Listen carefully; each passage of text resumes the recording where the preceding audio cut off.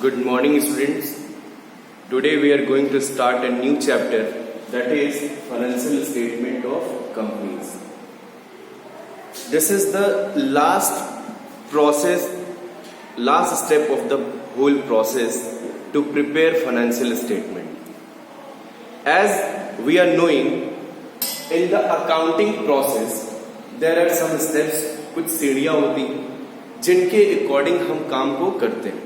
Okay, first we record the transaction in journal and then we prepare the ledgers, means classify the transactions in ledgers.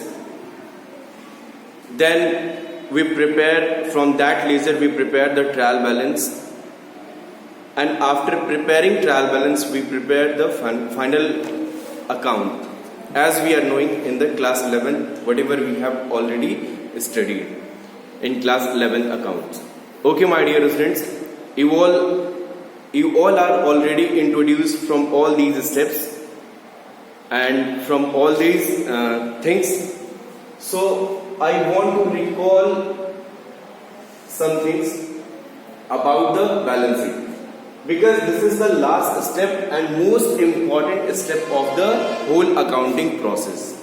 ठीक है, ये अपने आप में एक बहुत ही इम्पोर्टेंट एंड सबसे, जिसको हम कह सकते हैं, ये इसी चीज को हम पढ़ने के लिए, इसी चीज को जानने के लिए हम पूरी अकाउंटिंग प्रोसेस का स्टडी करते हैं, पूरी अकाउंटिंग प्रोसेस को हम पढ़ते हैं. क्लियर? तो इस चीज को, ये चैप्टर अपने आप में बहुत ही इम्पोर्टेंट हो जाता है आपके क्लास 12 पॉइंट ऑफ व्यू के सिलेबस के according.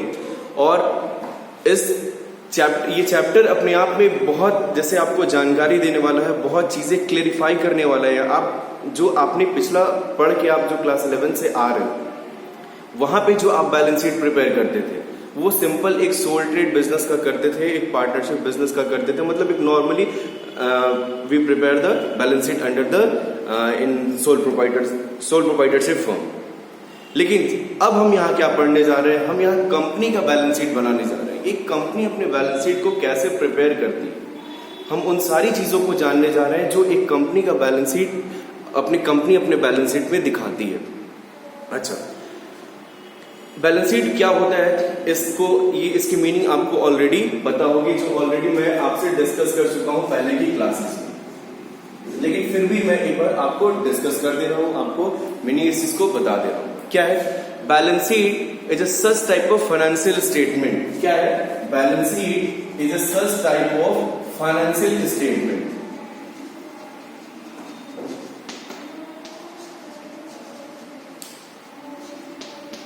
Balance sheet is a such type of financial statement. क्या दिखाता है? विच shows the financial condition of the firm, the financial condition. Balance sheet is a financial statement which shows the financial condition of a firm. और सबसे important बात इस definition में क्या? As on particular date, as on particular date. Clear? आप जब भी balance sheet का डेफिनेशन लिखेंगे तो ये मेंशन रहना चाहिए, या स्पेसिफिक डेट मेंशन रहना चाहिए उस डेफिनेशन में. क्या बताता है बैलेंस शीट? देखिए, एक बार फिर देखिए इस डेफिनेशन को. Balance sheet is a such type of financial statement. क्या है? फाइनेंशियल स्टेटमेंट है. Means whatever accounting we have done under our business concern, we record the transactions in books of account and we reach a final conclusion. Means अगर हमें अपने आप का compare करना हो, अपने आप के प्रोग्रेस को एनालिसिस करना हो, हाउ वी विल डू, कैसे हम इन चीजों को करेंगे? तो बैलेंस शीट क्या है? बैलेंस शीट अपने आप में इसलिए बहुत ही इंपॉर्टेंट डॉक्यूमेंट हो जाता है. क्या कि वो आपको बताता है कि आप किसी स्पेसिफिक डेट को कहां पे हो, आपके पास कितनी एसेट्स है, आपके पास कितनी लायबिलिटी है, आपके पास, मतलब जो आप बिजनेस कर रहे हो उसका कंक्लूजन क्या है किसी स्पेसिफिक डेट को. इन सब सारी चीजों को बैलेंस शीट बताता है। आपका जो बैलेंस शीट एक स्टेटमेंट होता है, अकाउंट नहीं होता, ध्यान रखिएगा इस चीज को। Balance sheet is a statement, clear. वो आपके रियल कंडीशंस को क्या करता है, एक्सप्रेस करता है, शोज करता है, दिखाता है। आई बात समझ में? तो यही ये डेफिनेशन बताने की कोशिश कर रहा है। क्या कह रहा है, balance sheet is a financial statement which shows the financial conditions. मतलब आपकी फाइनेंशियल कंडीशन को किस दिन को, as a particular date. Whenever we prepare the balance sheet, in the last classes already we have seen what, क्या देखा हमने कि हम जब भी बैलेंस शीट बनाते हैं तो हम लिखते हैं क्या ऊपर, balance sheet as at 31st March, balance sheet as at 31st March, 31st July. What is this, मतलब किसी स्पेसिफिक ईयर, ये एंड ऑफ द ईयर, किसी स्पेसिफिक डेट की स्थिति बताता है कि हम 31 मार्च 2019 को मेरे पास 10 लाख की एसेट थी, 31 मार्च 2020 को मेरे पास 20 लाख की एसेट है। तो क्या है, ये एक दिन की स्थिति बताता है कि उस डेट को हम इस कंडीशन, इस पोजीशन पे थे। क्लियर? तो जब हम कंपनी के बैलेंस शीट की बात करते हैं, ये तो रहा बैलेंस शीट का डेफिनेशन। लेकिन जब हम कंपनी का बैलेंस शीट की बात करते हैं, when we talk about the balance sheet of the companies, then ये अपने आप में कुछ बड़ा हो जाता है, अपने आप में कुछ और चीजें समेट लेता है। उन सारी चीजों को हम जानेंगे स्टेप बाय स्टेप, सारी चीजों को समझेंगे आज के इस वीडियो में। ओके माय डियर स्टूडेंट्स, सो ये थोड़ा सा इंट्रोडक्शन था आपके लिए। अभी आप देखेंगे क्या फाइनेंशियल स्टेटमेंट इंक्लूड्स, जब हम कंपनी के बैलेंस शीट की बात करते हैं तो फाइनेंशियल स्टेटमेंट ऑफ कंपनीज अपने आप में क्या क्या, कौन कौन सी चीजों को अपने साथ इंक्लूड करता है, इन चीजों को हमको जानना है। ठीक है ना? तो सबसे पहले according to section 240, according to section 240 companies act 2013, companies act 2013 includes, ठीक है ना? बैलेंस शीट हम सिंगल कंपनी के, in the case of company हम बैलेंस शीट, बस बैलेंस शीट ही नहीं बनाते, बैलेंस शीट के साथ और भी चीजें होती हैं जो हमको बनानी पड़ती हैं। क्लियर? अपने साथ बैलेंस शीट बहुत सारे डॉक्यूमेंट को इंक्लूड करता है। वो सारे डॉक्यूमेंट आपके क्लास 12 में एक एक चैप्टर है। वो जितने भी स्टेटमेंट हम जो भी बैलेंस शीट के साथ प्रिपेयर करते हैं, वो क्लास 12 अकाउंटिंग में एक एक चैप्टर है। उन सारे चैप्टर्स को हम आगे पढ़ने वाले कि वो उनका स्टेटमेंट वो हम कैसे हम प्रिपेयर करेंगे, उन सारी चीजों को हम आगे के चैप्टर्स में देखेंगे। तो सबसे पहले लिख लीजिए आप लोग, first point is balance sheet. First we will prepare balance sheet as at end of the year.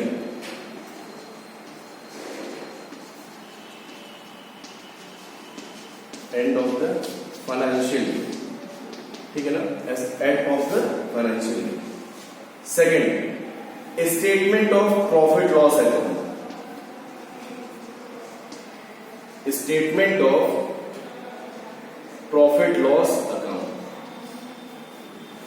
In normal accountancy हम बनाते थे क्या, ट्रेडिंग एंड पीएल अकाउंट। आपको ध्यान होगा क्लास 11th अकाउंट में हम बनाते थे क्या, trading and PL account. But here we prepare statement of profit loss account, जिसको हम कहते हैं, ठीक है ना?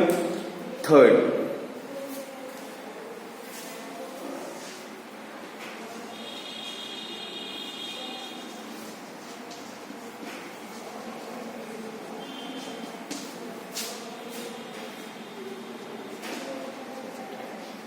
for the financial year, cash flow statement for the financial year। Third important statement है क्या, कैश फ्लो स्टेटमेंट। ये आगे एक चैप्टर है, इसको हमको पढ़ना है, बहुत अच्छा चैप्टर है ये कैश फ्लो स्टेटमेंट, और बहुत ही इंपॉर्टेंट चैप्टर है ये आपके बिजनेस पॉइंट ऑफ व्यू से। ये इसी चीज को जैसे कहीं भी कोई भी जब डील होती है तो सबसे पहले कोई भी जो देखता है, जो अननोन पर्सन है, वो सबसे पहले कंपनी के बैलेंस शीट को उठाता है। क्या उठाता है? सबसे पहले कंपनी के बैलेंस शीट को उठाता है और उस बैलेंस शीट से वो चेक कर लेता है कि कंपनी कैसी है, तो आप मतलब एक मोस्ट इंपॉर्टेंट डॉक्यूमेंट की जब हम बात करते हैं तो ये सारे डॉक्यूमेंट उस कैटेगरी में आते हैं। ये सारे बैलेंस शीट के बाद लोग देखते हैं प्रॉफिट लॉस कितना है, और प्रॉफिट लॉस के बाद देखते हैं कि फ्लो ऑफ जो रियल कंडीशन है कंपनी की, वर्किंग कैपिटल की, चाहे कैश की कंडीशन क्या है बिजनेस में, वो सारी चीजें ये कैश फ्लो स्टेटमेंट बताता है। तो ये तीनों ये अपने आप में बहुत ही इंपॉर्टेंट टॉपिक है आपके पढ़ने के लिए, और इंपॉर्टेंट एक तरीके से डॉक्यूमेंट है, इंपॉर्टेंट स्टेटमेंट है कंपनीज के लिए, ठीक है ना। तो इन तीनों को हमको जानना बहुत जरूरी है। ओके, चौथा स्टेटमेंट ऑफ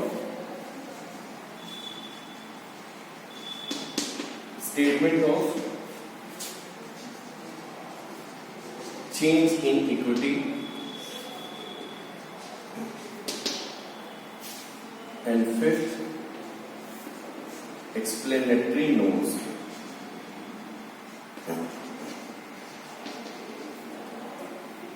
तो जैसा कि मैंने बताया कि फाइनेंशियल स्टेटमेंट यानी कंपनी की जो बैलेंस शीट होती है वो किन किन चीजों को अपने अंडर इंक्लूड करती है।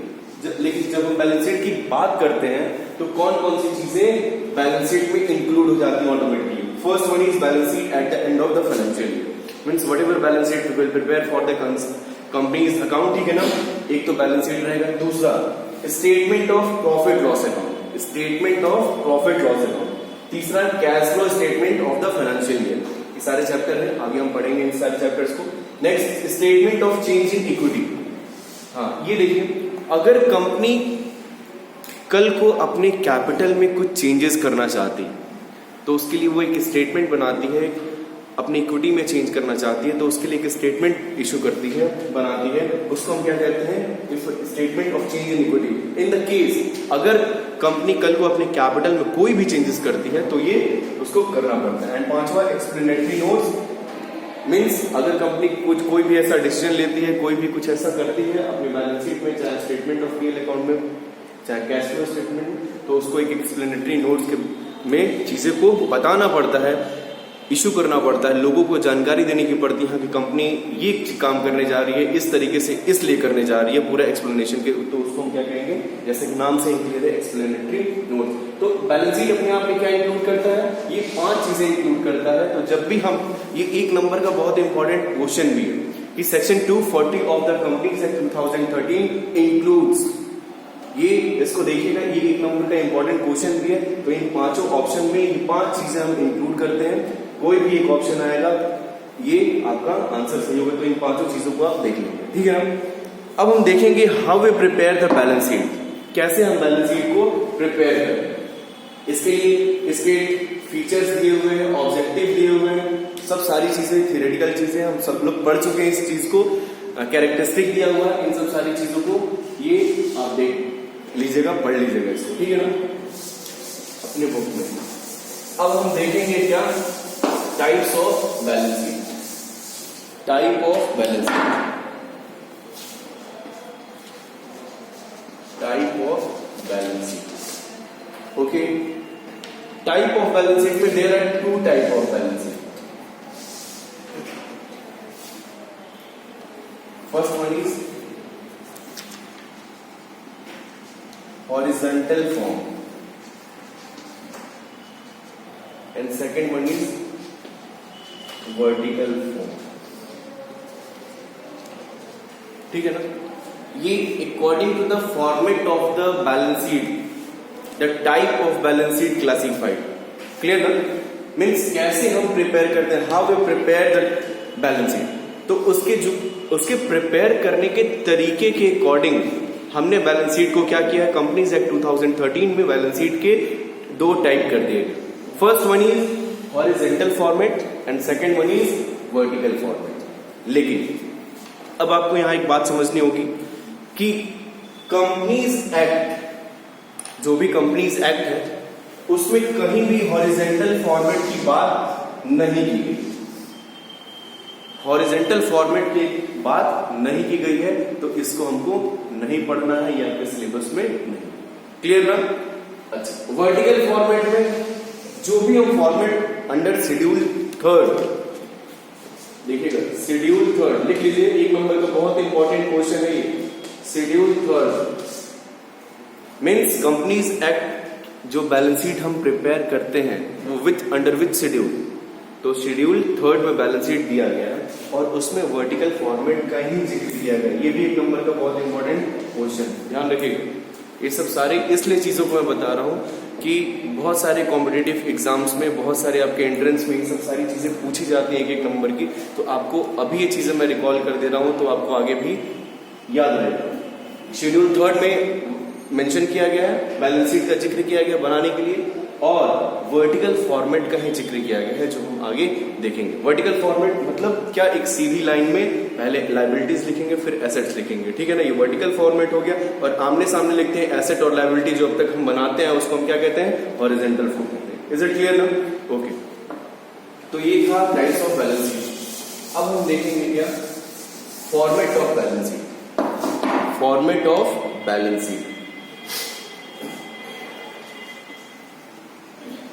फॉर्मेट ऑफ बैलेंस शीट, ठीक है ना। वर्टिकल फॉर्मेट लिखेंगे, vertical format of balance sheet लिख लीजिए सभी लोग, vertical format of balance sheet.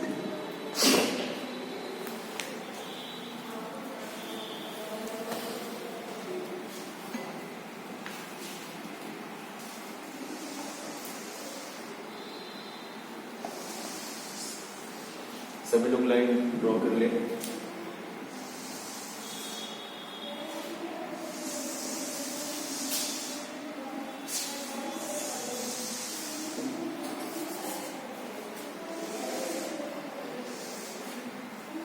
ठीक है, अमाउंट के 2 कॉलम बनेंगे।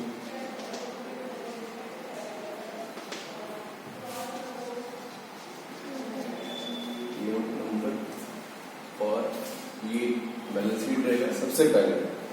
अब क्लास 12 के विद्यार्थियों को, स्टूडेंट्स को कुछ चीजें जाननी जरूरी है। यहाँ पे उनके मार्क्स कटते हैं क्योंकि फाइनेंशियल स्टेटमेंट ऑफ कंपनीज में ऐसा कई बार आता है कि बैलेंस शीट बनाने के लिए क्या देता है, 6 नंबर 4 नंबर में छोटा सा बैलेंस शीट आपको प्रिपेयर करना हो।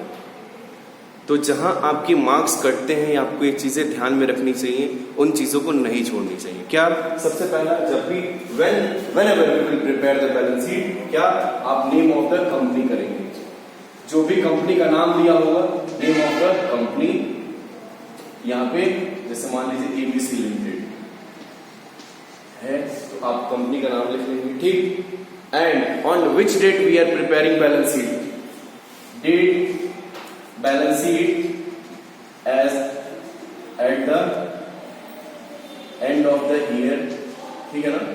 तो जो भी डेट होगा 31 मार्च, ये आप जरूर मेंशन करेंगे, और जो भी ईयर होगा सपोज 2020। तो डेट और नेम ऑफ द कंपनी ये आपके बैलेंस शीट के ऊपर होना चाहिए, क्लियर। क्योंकि इससे आपके मार्क्स डिडक्ट होते हैं, 1 मार्क्स डिडक्ट जाते हैं। आपका फॉर्मेट सही होना चाहिए, ये फॉर्मेट में भी आपको आधे मार्क्स से 1 मार्क्स मिलते हैं, ठीक है ना। तो आपका फॉर्मेट भी सही होना चाहिए।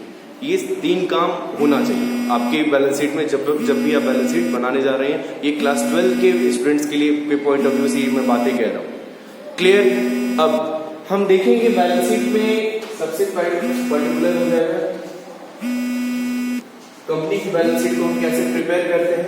कुछ हेडिंग्स हैं, उन हेडिंग्स के अंदर कुछ सब हेडिंग्स हैं, और फिर उनका हम क्लेरिफिकेशन नेक्स्ट वीडियोस में पढ़ेंगे। तो आज हम उन हेडिंग्स को देखेंगे कि कौन कौन सी हेडिंग्स आती हैं। कुछ हेडिंग्स आपको क्लियर होंगी, कुछ हेडिंग्स आपको क्लियर नहीं होंगी, ठीक है ना। तो सबसे पहला हेडिंग डालिए, सबसे फर्स्ट हेडिंग क्या है, equities and liabilities.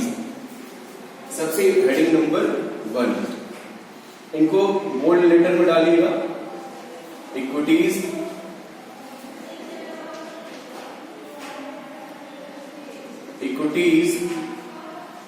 And liabilities.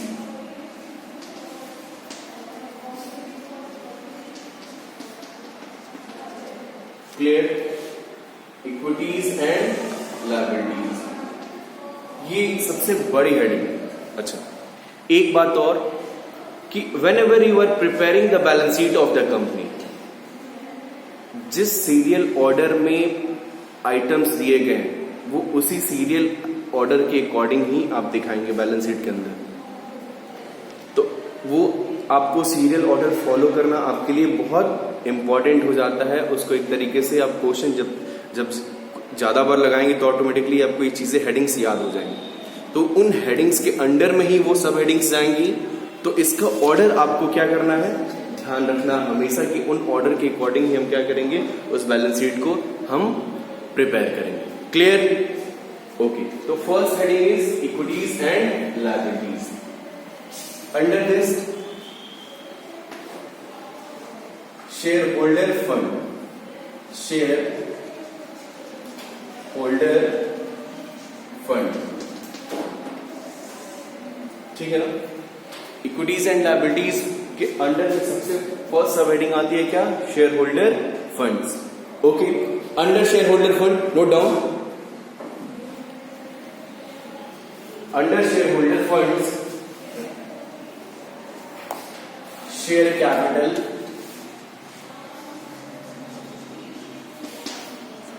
Share capital,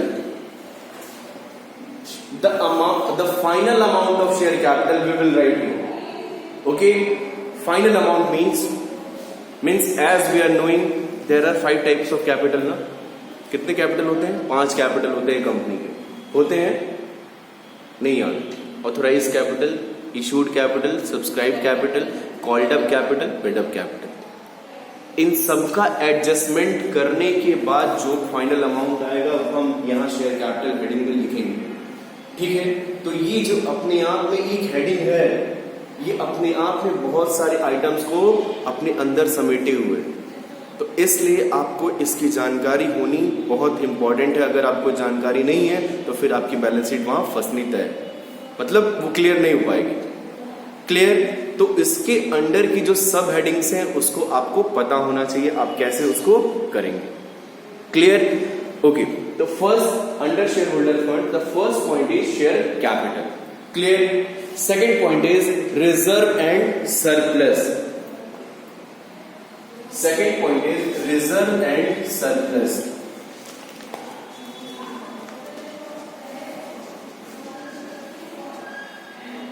Reserve and surplus, there are various type of reserve.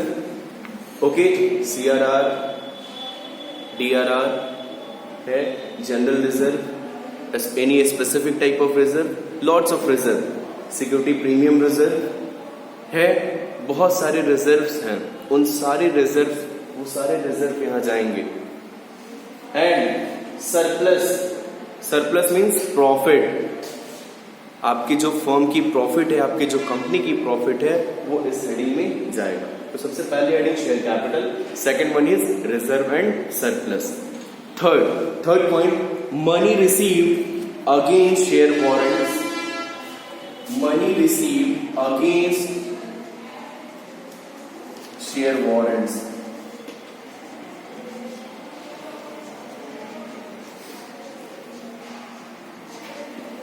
Money receive against share warrants. Clear? ये थर्ड 3 इसके अंडर में सब हेडिंग्स है, ठीक है। Second headings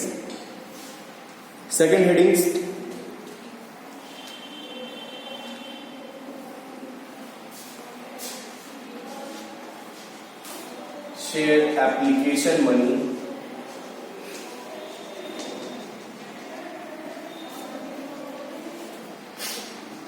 pending on allotment,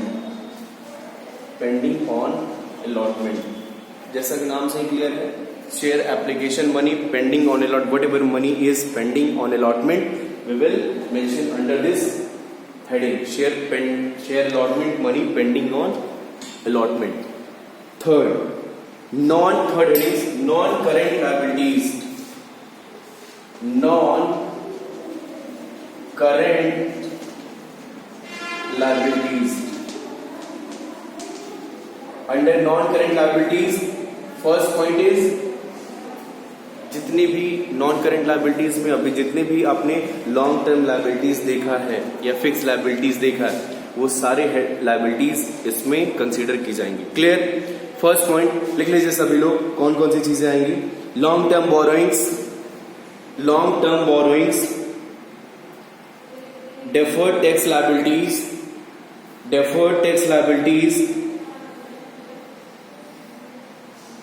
other long-term liabilities,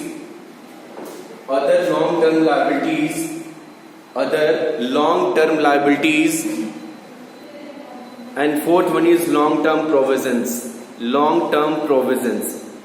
clear? मेरे पास space की कमी है थोड़ी सी, मैं बोल दे रहा हूँ चीजों को, आप लोग लिख लीजिए, ठीक है?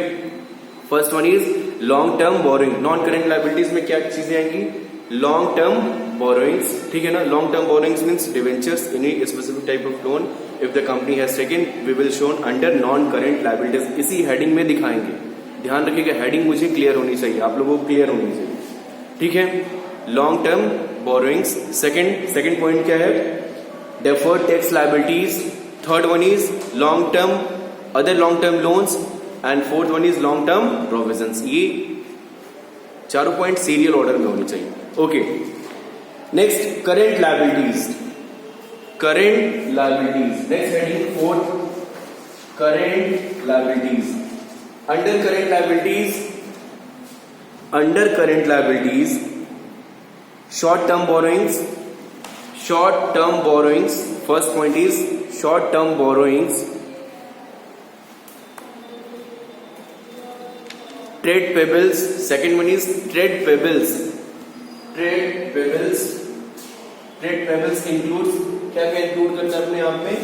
बीपी एंड क्रेडिटर, ये दोनों इंक्लूड करता है. ध्यान रखिएगा, BP and creditors, trade payables. Okay, other current liabilities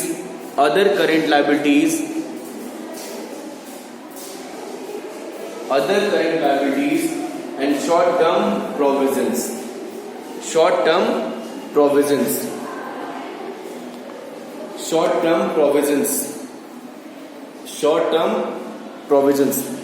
okay, तो ये जो सारे पॉइंट्स हैं इक्विटीज एंड लायबिलिटीज, ये लायबिलिटीज के पॉइंट है.